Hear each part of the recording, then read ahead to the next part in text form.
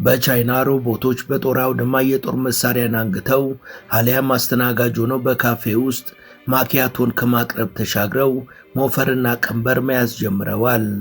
አሁን ላይ አርቲፊሻል ኢንተለጀንስ እና ሮቦቶችን ያካተተው የቻይና ግብርናና የእርሻ ሥራ ዓለምን እያነጋገረ ነው። ቻይና ድሮኖቿን፣ ጂፒኤሶቿንና ዘመናዊ ሮቦቶቿን በጦር ሜዳ ላይ ብቻ ሳይሆን በእርሻ ሥራ ማሰማርታለች። እርሻን መሬት ላይ ባለ መስክ ላይ ብቻ መስራት ኋላ ቀርነት ነው ያለችው ቻይና ወደ ላይ 20 ፎቆች ያሉት የእርሻ መስክም ገንብታለች። ሹፌር አልባ ትራክተሯ እንደ ጎበዝ ተማሪ ማድረግ ያለበትን ሁሉ ጥንቅቅ አድርጎ በሚገባ የሚያከናውን ነው።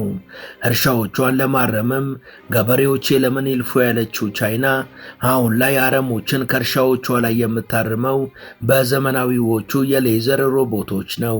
ዘር መዝራት፣ መኮትኮት፣ አረም ማረም፣ አዝመራ መሰብሰብና መውቃትን በሙሉ የሚሰራው ኤክስኤጂ 450 የተባለው ማሽንም ቻይና በግብርና ዘርፍ ከዓለማችን ሀገራት ቀዳሚዋ እንድትሆን አድርጓል።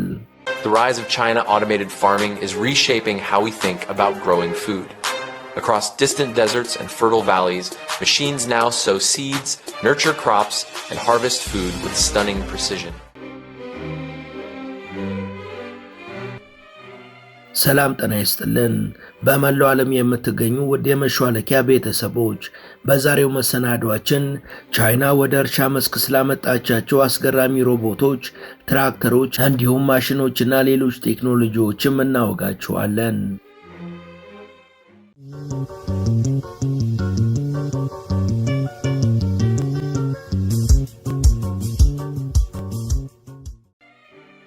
ከዓመታት በፊት በምድሪቷ የሚበላ ጠፍቶ ሰው እንደ ቅጠል ረግፎባት እንደነበር የነገረን ታሪክ ዛሬ ደግሞ ከ1.4 ቢሊዮን ዜጎቿ 95 በመቶ የተመጣጠነ ምግብ ተመጋቢ ሆኗል ይለናል።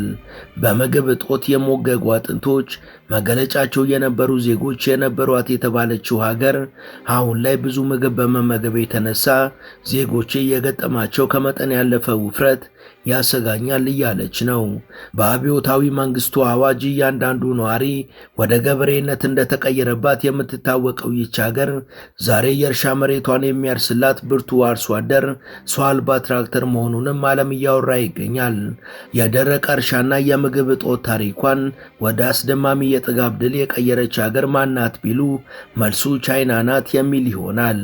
በበዙ ዘመናዊ የእርሻ ቴክኖሎጂዎች ፈጠራ ድርብርብ የማምረቻ ዘዴዎችን ለዓለም የሰጠችው ቻይና ከሰሞኑን ደግሞ ሌሎች ጉደኛ የእርሻ ትራክተሮችን አስተዋውቃለች።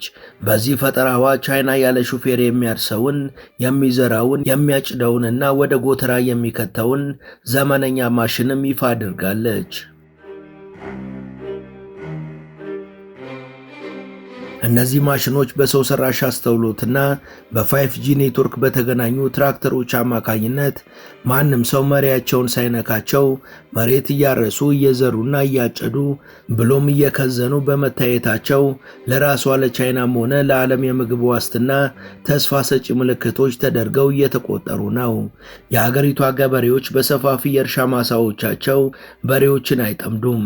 ይልቁንም በስማርት ስልካቸው ሰብላቸውንና አዲስ የተፈጠሩትን ማሽኖች እየተቆጣጠሩ በእያንዳንዷ ሚሊሜትር በፍጹም ትክክለኛነት ከቤታቸው ሆነው እየሰሩ ነው።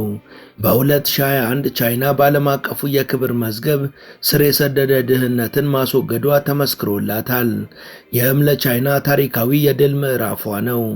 አሁን ላይ ከፍተኛ ገቢ ያላት ሀገር ስትሆን በሚሊዮኖች እርቧቸው የሞቱባት የተባለውን ቀጽበ ታሪኳን በመቅደድ ከጠቅላላ ሕዝቦቿ 95 ከመቶ በልቶ ብቻ ሳይሆን ጠግቦ የሚያድርባት በመሆኗም ድርብ ድልን ተጎናጽፋለች። በተለይ በግብርና ስኬቶቹ ዓለምን ቀድማ በመራመድ ላይ ናት። ገጠሮች እየታደሱ የግብርና ልምዶቻቸውም እየሰፉና እየዘመኑ ሄደዋል። በዚህ የተነሳም የከተሞቿና የገጠሮቿ ልዩነቶች እየቀነሱ የመልክ ተመሳስሎሻቸው እየጨመረ ነው። ቻይና 1.4 ቢሊዮን ሕዝቧን ለመመገብ የሚያስችል በቂ እህል የማምረት ችሎታዋ ለዓለም አቀፍ የምግብ ዋስትና ትልቅ አስተዋጽኦ ነው ሲል የዓለም የምግብ ፕሮግራም አወድሷታል። ይህም እውን የሆነው በዘመናዊ ቴክኖሎጂ በሜካናይዜሽን የታገዘና በሰፋፊ መስኖች ላይ ቀጣይነት ያለው የግብርና ምርታማነትን ከዋና ፖሊሲዎቿ አንዱ አድርጋ በመስራቷ መሆኑን ድርጅቱ መስክሮላታል።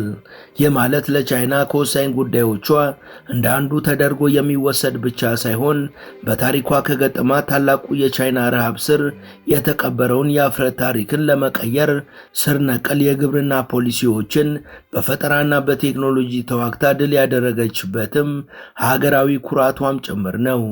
ይህ ይፋ የተደረገው የቻይና የመጀመሪያው ሙሉ በሙሉ ራሱን ችሎ የሚሰራ የኤሌክትሪክ ትራክተር ሆንሃው T70 ተብሎ ተሰይሟል።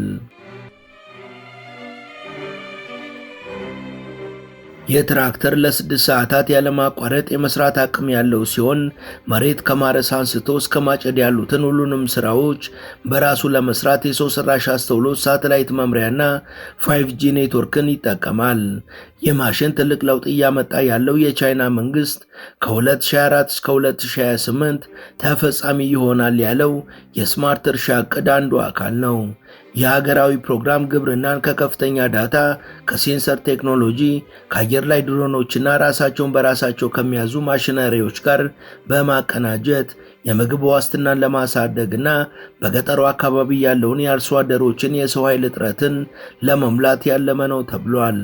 ይህ ዘመነኛ ትራክተር ካመጣቸው ዋና ዋና ለውጦች ውስጥም የተገጠሙለትን የእርሻ መሳሪያዎች በስማርት ስልክ መቆጣጠር እንዲሁም ዘርና ማዳበሪያን በትክክል መጠቀም ማስቻሉና በኤሌክትሪክ መሳሪያዎች ምክንያት የካርበን ልቀትን በመቀነስ በትላልቅ እርሻዎች ላይ ከፍተኛ የአፈጻጸም ብቃት ማስገኘት መቻሉ ተጠቃሽ ትሩፋቶቹ ናቸው ተብሏል። ትናንሽ እርሻዎች አሁንም ሰዎችን የሚፈልጉ ቢሆንም የቻይና ሞዴል ዓለም አቀፍ ሰፋፊ ግብርናዎችን የመለወጥ አቅምን ፈጥሯል።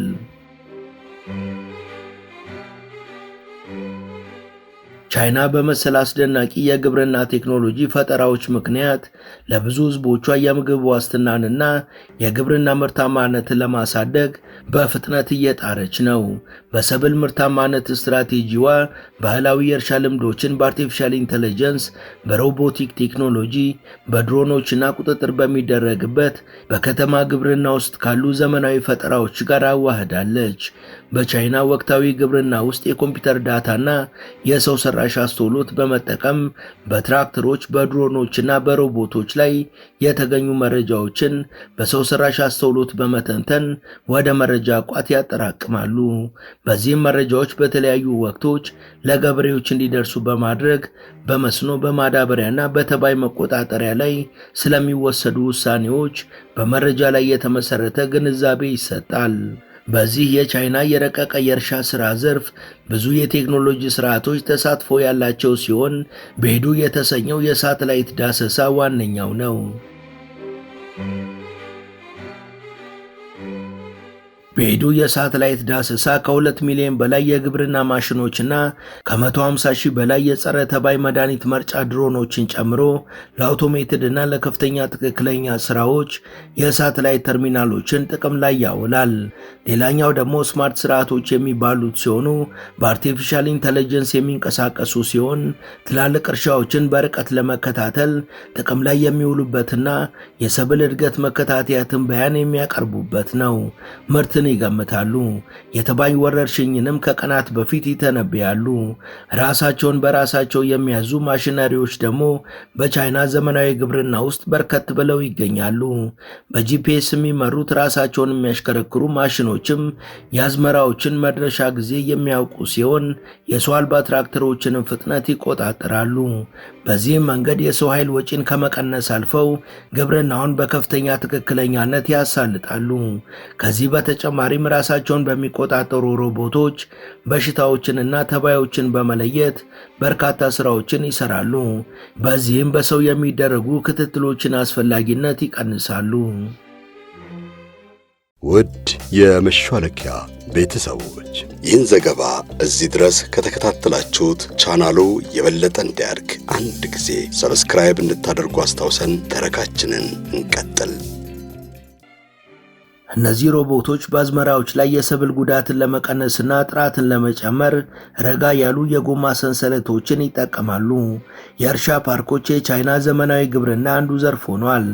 ለምሳሌ ዚጂያንግ ውስጥ ትልቅ ደረጃ ያላቸው ከፍተኛ የቴክኖሎጂ እርሻዎች ቅልጥፍናንና ትርፋማነትን በከፍተኛ ሁኔታ ለማሳደግ አውቶማቲክ በሆነ መንገድ ማረስን፣ መዝራትንና የመስኖ ልማትን የሚጠቀሙ የእርሻ ፓርኮች ተገንብተዋል። እንዲህ ባለ ዘመናዊ ቴክኖሎጂ የታገዘው የእርሻ ሥራ ቻይና ትልቅ ለውጥ ታመጣ ዘንድ ጉልህ አስተዋጽኦን አበርክቷል። አምና በተገኘ መረጃ መሠረት ቻይና ከ700 ሚሊዮን በላይ ቶን ስንዴን አምርታለች። ይህም ታሪካዊ ሪከርድ ሆኖ ተመዝግቧል። በገጠር ያሉ ገበሬዎቹ ዓመታዊ የነፍስ ወከፍ ገቢ መጠንም ወደ 23119 ዩዋን ደርሷል።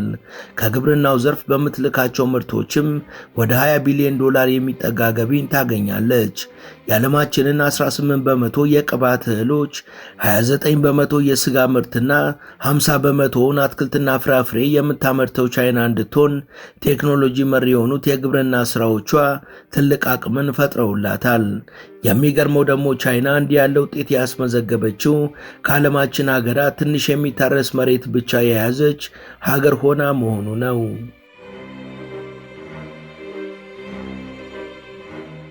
ከዚህ ጋር በተያያዘም ቻይና ቁርጠኛ የእርሻ ሥራ ተመራማሪዎች ያሏት ሲሆን ከ8000 በላይ የምርምር ተቋማትና ከ120,000 በላይ ተመራማሪዎች ለአየር ንብረት ተስማሚ የሆኑ የሰብል ዝርያዎችንም እያዘጋጁላት ነው ተብሏል። ጥንታዊ ወጎች ከዘመናዊ ቴክኖሎጂ ጋር ሲገናኙ ምን ይፈጠራል ለሚለው ጥያቄ በቻይና ግብርና ውስጥ እየተካሄደ ያለው ታላቅ አብዮት ነው የሚል ነው መልሱ። የአብዮት የግብርናውን ዓለም ከስር መሰረቱ እየቀየረ ሲሆን በራሳቸው በሚንቀሳቀሱ ሮቦቶች፣ በሌዘር የሚሰሩ የአረም ማረሚያዎችና የመረጃ ማዕከል የሚመስሉ እርሻዎች ዋነኛ መገለጫዎቹ ናቸው። እነዚህ ፈጠራዎች ግብርናን ማሻሻል ብቻ ሳይሆን ሙሉ ለሙሉ አዲስ ትርጉምም እየሰጡት ነው። በመቀጠልም የቻይናን ግብርና ለዘላለም የሚቀይሩ ናቸው የተባለላቸውን 5 አዳዲስ ፈጠራዎችን እንመለከታለን።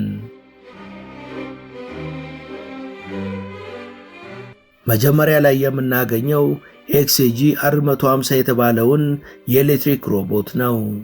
Fully electric and completely autonomous, this machine handles everything from spraying and seeding to fertilizing and transporting harvests. የቻይና ግብርና ቴክኖሎጂ መሪ የሆነው XAG ያመረተው XAG-R150 የተባለው ራሱን የቻለ ሮቦት ስለ ባህላዊ የእርሻ መሳሪያዎች ያለንን ግንዛቤ ሙሉ በሙሉ እየቀየረ ነው። በአጠቃላይ በኤሌክትሪክ የሚሰራና ራሱን በራሱ የሚያንቀሳቅስ ማሽን ከመድኃኒት መርጨትና ዘር ከመዝራት አንስቶ እስከ ማዳበሪያና ምርትን ማጓጓዝ ድረስ ያሉ ስራዎችን በሙሉ አቀላጥፎ ያከናውናል። ይህን ሁሉ የሚያከናውነው ደግሞ ያለ ሹፌር ሲሆን ሮቦቱ የሚለዋወጡ መሳሪያዎች ስላሉት እንደ ሰብሉ ፍላጎት የተለያዩ ተግባራትን ማከናወን ይችላል። ባለ 4 ጎማ ገለልተኛ አንቀሳቃሽ ስርዓትና ብልህ መሰናክል መለያ ቴክኖሎጂዎች ስላለው ጭቃማ ሜዳዎች፣ ቁልቁለታማ ቦታዎችና ጠባብ ረድፎች ለሱ እንቅፋት አይደሉም። የቅርብ ጊዜ ማሻሻያዎቹም የተሻለ ትክክለኝነትና ጠንካራ የመጫን አቅም ስላላቸው ለአነስተኛም ሆነ ለትላልቅ እርሻዎች ተስማሚ ያደርገዋል። ይህ ሮቦት የወደፊቱ ቅዠት ሳይሆን አሁን እውን እየሆነ ያለ እውነታ ነው። ሁለተኛ የምናየው በአርቲፊሻል ኢንተለጀንስ የሚመራውን ባለ 20 ፎቅ እርሻን ነው። Located in Shanghai, this high-rise farm is loaded with cutting-edge tech, hydroponics, LED grow lights, climate control systems. The big boss running it all? Artificial intelligence. እርሻዎች ሰማይ ጠቀስ ህንፃ ሊመስሉ ይችላሉ ቢባል ማን ያምናል? ቻይና ግን በእርግጥም ይህን እውን አድርጋለች። በዓለም የመጀመሪያው በአርቲፊሻል ኢንተለጀንስ የሚመራ ባለ 20 ፎቅ ቋሚ እርሻን ወደ እውነታ ቀይራለች። በሻንጋይ የሚገኘው የከፍታ ያለው እርሻ በሃይድሮፖኒክስ በኤልዲ መብራቶችና በአየር ንብረት መቆጣጠሪያ ስርዓቶች የተሞላ ነው።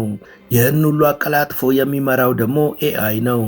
ይህ ኤአይ ሁሌ ነቅቶ የሚሰራ ሲሆን የህንፃውን እያንዳንዱ ክፍል በመከታተል የሙቀት መጠኑን፣ የአልሚ ምግቦችን ሚዛንና የእርጥበት መጠኑን ያስተካክላል። አልፎ ተርፎ መቼ መሰብሰብ እንዳለበት ይወስናል። በየዓመቱ ከ2 ሚሊዮን በላይ የሆኑ ቅጠላማ አትክልቶች የሚመረቱበት ይህ እርሻ አነስተኛ መሬትና ውሃን በመጠቀም እጅግ በጣም ውጤታማና ለአካባቢ ተስማሚ ሆኗል። ይህ ባለ 20 ፎቅ እርሻ ሙሉ በሙሉ በራሱ የሚሰራ በመሆኑ ትራክተር፣ አፈር ወይም የአየር ንብረት ለውጥ የሚያመጣው አንዳች ችግር የለም። ቻይና በዚህም የከተማ ግብርናን ከሐሳብነት ወደ ሙሉ ተግባርነት ለውጣለች። ሶስተኛ ላይ የምናገኘው ሹፌር አልባውን ትራክተር ነው። No one thought we'd see tractors ditch the driver's seat, but here we are.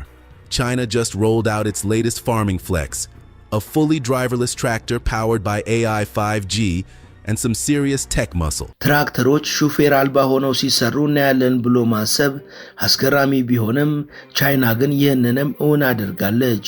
በሰው ሰራሽ አስተውሎት በ5G ቴክኖሎጂና በጠንካራ ቴክኒካዊ አቅም የሚሰራ ሙሉ በሙሉ ሹፌር አልባ የሆነ ትራክተርን አስተዋውቃለች። ይህ ትራክተር መሬት ከማረስና ከመዝራት አንስቶ እስከ ማዳበሪያና ምርት መሰብሰብ ድረስ ያሉትን ሁሉ በሚገባ ያከናውናል። የጊዜ መቆጣጠሪያዎች፣ የጂፒኤስ ዳሰሳና ኤአይ የተገጠመለት በመሆኑ ሹፌሩ ሳይነካው ሜዳዎችን በትክክለኝነት ማረስ ይችላል። እርሻዎችንም ይኮተኩታል። ከዛ በኋላ ደግሞ ሰብሎችንም ይሰበስባል። በ5G ግንኙነት አማካኝነትም ከዳመና ላይ ከተመሰረተ የቁጥጥር ማዕከል ጋር የተገናኘ በመሆኑ ኦፕሬተሮች ስራውን መከታተልና ማስተካከል ይችላሉ። የቴክኖሎጂ ጊዜን ይቆጥባል፣ የሰው ኃይል ወጪን ይቀንሳል፣ እንዲሁም ቅልጥፍናን ይጨምራል። በተለይ የሰው ኃይል ማግኘት አስቸጋሪ በሆነባቸው የገጠር አካባቢዎች ትልቅ ጠቀሜታ አለው። አራተኛ ላይ የምናገኘው አረምን በሚገባ የሚያርመው ሌዘር ሮቦትን ነው። It just kicked off testing for its first ever smart laser weeding robot, and it's shaping up to be a major breakthrough for clean, high-tech agriculture. ቻይና የመጀመሪያውን የሌዘር አረም ማጥፊያ ሮቦት መሞከር ጀምራለች። ይህ ሮቦት ለቴክኖሎጂ መር ግብርና ትልቅ ግኝት ነው። ዘመናዊ ሮቦቱ አይረጭም ወይም አይነቅልም።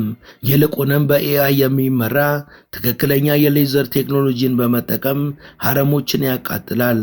በአቅራቢያው ያሉ ሰብሎችን ሳይጎዳ አረሞችን በመለየት ያጠፋል። ይህ ማለት ምንም አይነት አረም ማጥፊያ ኬሚካሎች ጥቅም ላይ አይውሉም ማለት ነው። ይህም ለአካባቢ ትልቅ ጥቅምን ይሰጣል።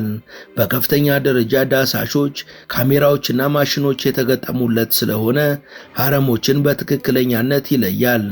አረሞችን አንዴ ካየ በኋላ ኢላማ ውስጥ ከቶ የሌዘር ፍንጣቂ በመጠቀም ከስሩ ያጠፋቸዋል። ሙሉ በሙሉ ራሱን የቻለ በመሆኑም ቀንና ሌሊት በእርሻው ላይ መዘዋወር ይችላል። የሰው ኃይል እጥረትና የአካባቢ ጉዳዮች እየጨመሩ ባሉበት በዚህ ወቅት ይህ ሮቦት መርዛማ የጎንዮሽ ጉዳት ሳይኖር ዘመናዊውና ተመራጩ አረምን የማረሚያ መሳሪያ ሆኗል።